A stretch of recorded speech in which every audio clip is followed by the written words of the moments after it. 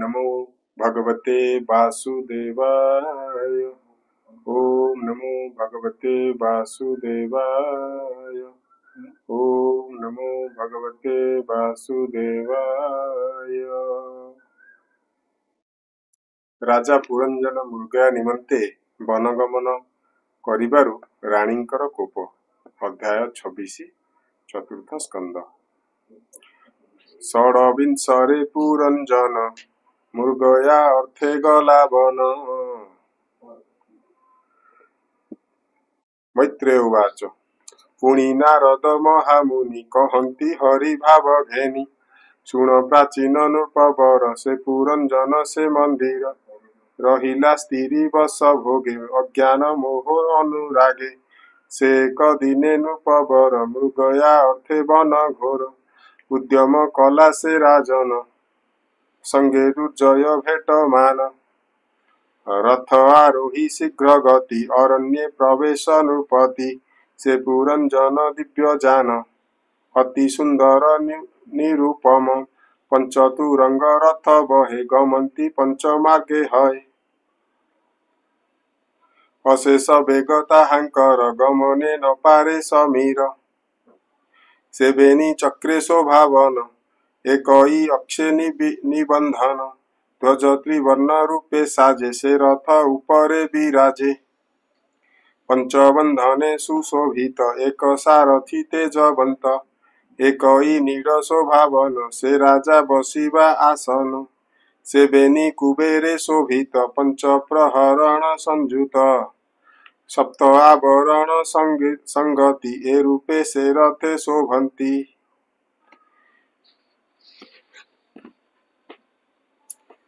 से हेम भूषणे शोभन संचुआ पिंधि से राजन। बसिले मनोज्ञ विमाने देखी संकंती रिपुजने। अक्षय तोरणी बांधीन भूपति अति हर्षेण। से एकादश सेनापति संगते करीण नृपति। चलंती अत्यंत हर्षे दिग विदिग चाहि तो से। पंचम प्रस्थ नाम जेहि प्रवेश अरण्य रे जाहि। पंचम प्रस्थ नाम जेहि प्रवेश अरण्य रे जाई। करेण धरी सरासन मृगया छले से राजन। छाड़िता प्रियवती नारी एकाकी गला न विचारी।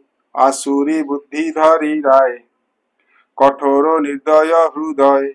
नाहिता अनुग्रह चिते मृगया छले विमोहिते। निशित बाण सरासन बाधिला वन्य पशुमान। से राजा होई अपंडित करे अदोषी जीव हत। जे प्राणी जीव वध करे से पशु जोनि रे बिहरे। श्रे नृप अज्ञान अधम तार आयुष्य बुद्धिहीन। अज्ञाने जेबा जीव मारे से राजा नरके संचरे। जे पितृदेव श्राद्ध अर्थे पशुबधिव वेद मते। तेबे हे पशुबध तार केवल दुख मात्र सार। जे वेद कर्म न करती से आत्मा बधे भागी होती।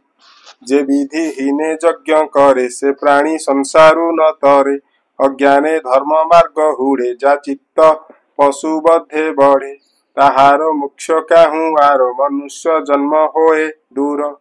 से पशु जोनि रे भ्रमई जातना कर्म न छाड़ई।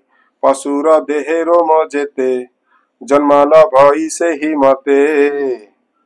एहा न जानी नृपवर से पशु बधिला अपार। ताहार घोर तीक्ष्ण बाणे पशुए लभिले कसणे। बराह गयड़ हरिण शशा महिष पशुगण।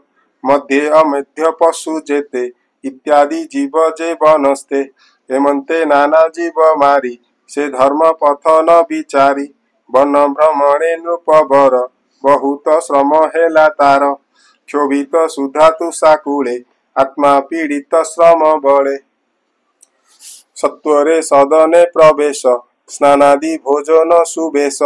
सुशांत करीण शरीर अति आनंदे नृपवर। सुगंध द्रव्य पुष्पमाल भूषित हेला महिपाल। खंजीण नाना आभरण स्वकाम भोगे नृपराण।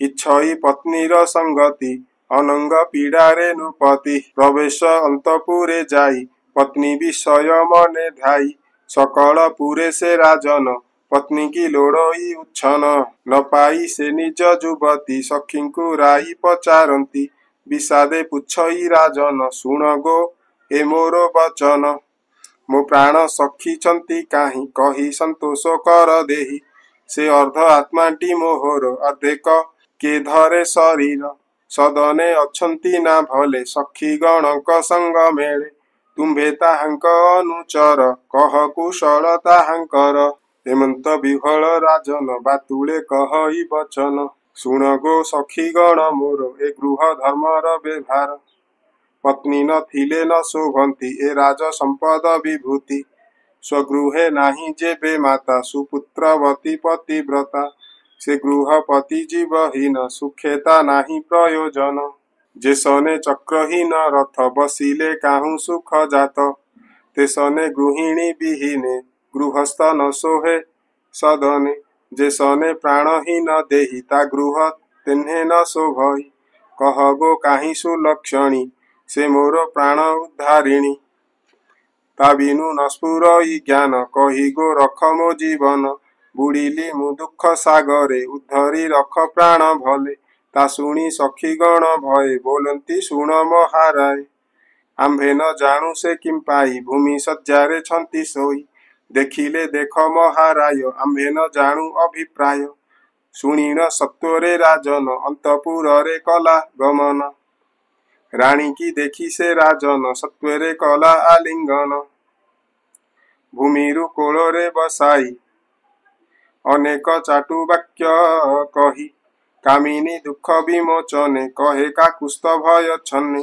ଭୋ ସଖୀ ମୁଁ ଯେ ଅପରାଧୀ ତୋ ସଙ୍ଗ ତେଜି ମୁଁ ଦୁର୍ବୁଦ୍ଧି ମୃଗୟା ଛଳେ ବନେ ଗଲି ଏଣୁ ଦୁଃଖିତ ତୋତେ କଲି ତୁ କ୍ଷମା ନ କଲେ ସୁନ୍ଦରୀ ମୁଁ ପ୍ରାଣ ନ ପାରିବି ଧରି ପତି ବିନୟ ବାକ୍ୟ ଶୁଣି ମାନନ ତେଜି ସେ ମାନନ ତେଜେ ସେ ମାନିନି ଅନେକ ବିନୟ ବଚନେ ଚରଣେ ପଡ଼ିଲା ତକ୍ଷଣେ ଚରଣ ଧରି ତାର ରାଏ ଅତି ବିଭ୍ରମ ଶୋକେ କହେ ଭୋ ସଖୀ ତୋର ଚିନ୍ତା ଭରେ ମୋ ପ୍ରାଣ ନ ରହେ ଶରୀରେ ତୁ ହସି ବାକ୍ୟ ଏବେ କହ ମୋ ପ୍ରାଣ ଛାଡ଼େ ନିଜ ଦେହ ଭୋ ସ୍ତ୍ରୀ ରତ୍ନ ଶିରୋମଣି ମୋ କାମ ଦୁର୍ଗତି ତାରିଣୀ ତା ବିନୁ ଅନ୍ୟ କେ ବାପାରେ ଏ ଦୋଷ କ୍ଷମା କରିବାରେ ଯେ ପୁଣ୍ୟବନ୍ତ ଭୃତ୍ୟ ଠାରେ ଦୋଷେ ଦଣ୍ଡନ୍ତି ପ୍ରଭୁତ୍ୱରେ ଦୋଷାନୁକ୍ରମେ ପାଇ ଦଣ୍ଡ ତା ଅପରାଧେ ହୋଏ ଖଣ୍ଡ ଯେ ସ୍ୱାମୀ ଭୃତ୍ୟେ ନ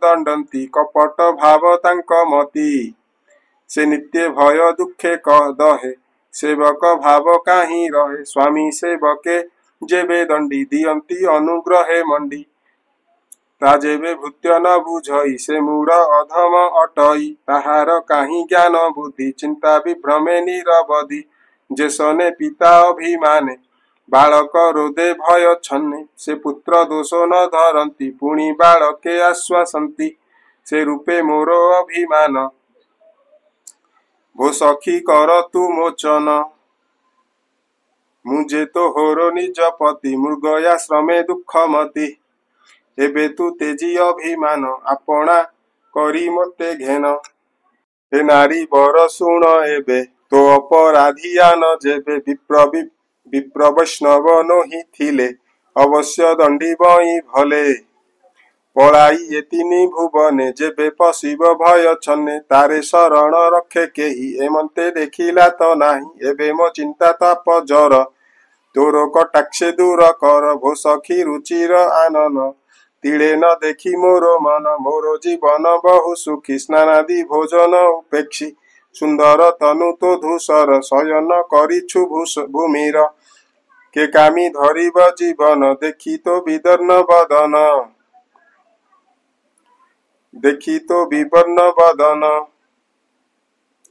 କେ କାମୀ ଧରିବ ଜୀବନ ଦେଖି ତ ବିବର୍ଣ୍ଣ ବଦନ ସୁନ୍ଦର ସୁକାନ୍ତି ତ ପ୍ରଭା ଦେଖି ଟଳିବେ ସୁର ଦେବା ତୋର ପଙ୍କଜାରୁଣା ଧର ଅଶେଷ ଭୁବନ ସୁନ୍ଦର ସେ ମୁଖେ ହସି ମୃଦୁବାଣୀ କହି ତୁ ରଖ ପ୍ରାଣମଣି ମୁଁ ଯେ ତୋହର ପ୍ରାଣ ସଖା ମୃଗୟାଶ୍ରମେ ଭ୍ରମି ଏକା तू शांति कर गो मृगाक्षी मो प्राण शरीर जाउछि विपद काले जे जुवती निज स्वामी को न सेवंती से नारी ज्ञानहीन मती जनापवादे से मरती से स्त्री कूले लज्जा पाई उभय लोक तार नाही अनेक प्रबोध वचन कहीण तोषिला राजन से नारी मान दूर कला संतोषे सत्वरे उठिला हेमंते शुण हे विदीर से पुरंजन नृपवर तावसे होइला आयत विभ्रम हेला तार चित्त ए सर्व अनुभव